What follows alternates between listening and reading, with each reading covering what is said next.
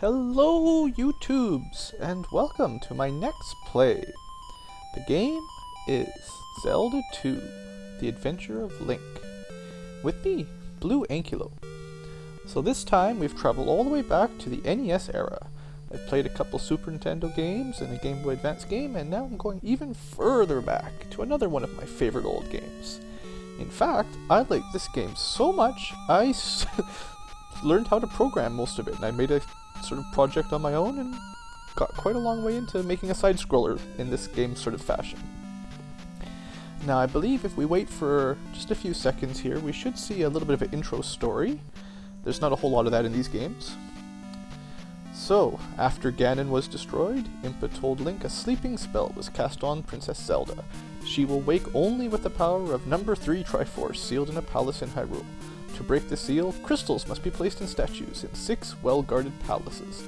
Link set out on his most adventuresome quest yet. So yes, this is Zelda II, the second one, came after the first one, which is very, very popular. And I believe this is one of the least common, least well-known Zelda games probably there is out there. I'm not sure just how many characters I can make this, so we'll see. See if I can fit my name in here. The controls on these old games are a little bit fiddly. If you've played on the NES yourself, you know that. And key, that's as far as we get. Good enough. So you actually use select to go down and start to end. So that's how it works.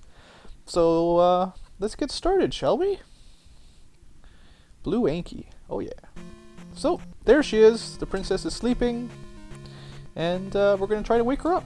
So, you know, these good old Nintendo storylines. NES storylines, not a whole lot to do. This is our world map.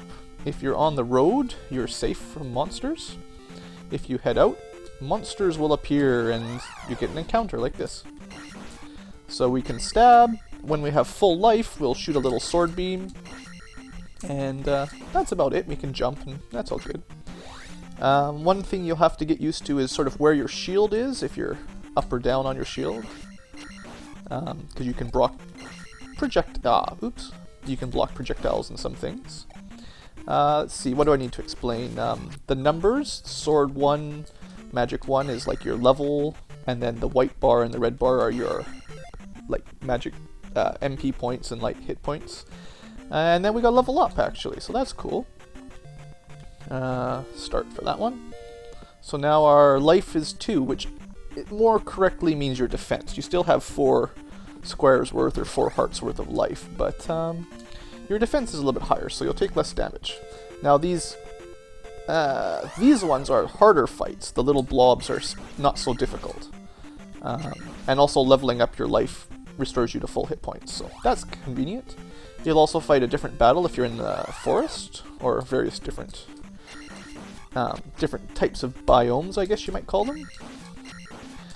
Those spear, I guess they're moblins or something. They don't give you any experience, so they're kind of a pain. So anyway, welcome to the first town. Let's see how far we get in the first video. Welcome to Raru. And we'll have random villagers walk by. You can talk to them. Hello! And that's all you get from some of them. Oh, but let's talk to the old lady. Return the crystal to the palace in Parappa. Parappa is the name of a desert further to the north. We'll get there. But we'll talk to this dude. If all else fails, use fire. Now, some of these tips are actually good. There are monsters that you need to use fire on, because you can't kill them. This lady should heal us. Please let me help you. Come inside. So we're not sure just how Link gets healed in here. I can restore your life. Thanks, baby. Not that we really needed it, we just stopped by for some fun, but hey. So usually you'll watch here, the people that can heal you stop, so she just sort of walks left and right and doesn't continue on. So that's how you can tell if she's a healer. And there's an old dude, or middle-aged man, let's call him. Only the hammer can destroy a roadblock. Yep. Lots of useful tips out here. Hello, young fellow. Alright, and now this blue lady is walking back and forth, so we'll try to talk to... No, go away. Go away, old man. This one.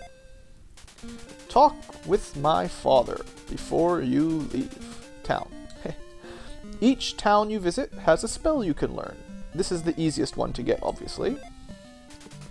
Oh, surprise! Each town has a wise man. Learn from him. Just what I was going to say. So, we'll just head on down these stairs. We'll talk to this dude.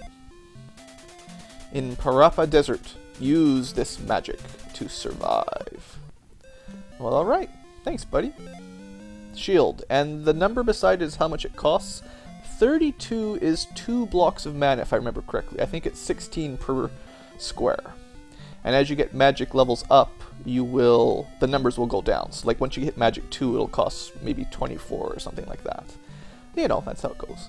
And again, I'll mention while we're just starting here, I'm going to play this game in the correct order. There's a bit of messing around you can do to go different places first. I'll do it sort of the straight way.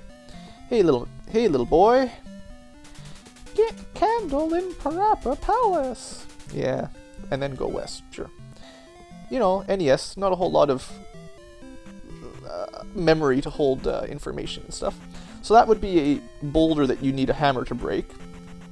And yeah, let's just head over this way first. We won't mess around too much.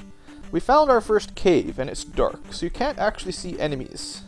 Or you can barely see enemies. If you look really closely, we could have seen that guy coming for us. Or you can just remember, if you've played the game before. And this is Parappa Desert. Welcome. And this is what you need your shield for. Oh, I guess I wish... Okay. Okay, we'll just knock him down again. Try not to get hit too much out here.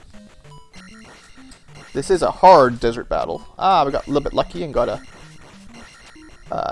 let's just call them experience bags. Those little ones, if you kill a weak monster, will just give you 50 experience. And if you fight a weak monster on the world map, you get a desert battle with no enemies. In this desert, anyway. So we'll just head down this way. These are probably the worst levels, these kinds of things. The bubbles do a little bit of damage, but they tend to knock you backwards into the water, and that will kill you, because Link can't swim. But for all of our trouble, we reach another little side area that has a heart. Woohoo! Except that this boomerang guy is boomeranging us. And actually, I gotta be careful. Careful. Yeah, that guy almost killed me. Not good, not good.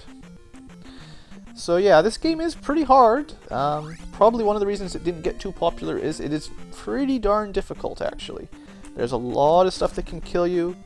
The mazes are pretty difficult, and you go a long way back when you die. You don't lose all of your levels up and stuff, but you lose your progress to your next level and all kinds of stuff like that. So, if I was smart, I would have cast that spell I learned before I fought that boomerang dude. So anyway, up here is the first dungeon, and I'm going to save that for the next video. This one's just sort of an intro to the game, just to show you the basics of how it works. Now, the only way to actually save it, this is not going to be good, is to die, essentially. You need a game over screen to save your game. So I'll just pause it here because it's safe. And due to the genius of technology, save states. I won't use them too much, but switching videos, come on, it's difficult. So anyway, I hope you've enjoyed my intro video, and I've explained and sort of demonstrated a little bit about how this game's going to go. I'll explain some of the more more complicated stuff a little bit as we get further into it, but hey, it's just a start. So anyway, thanks for watching, and have a great day.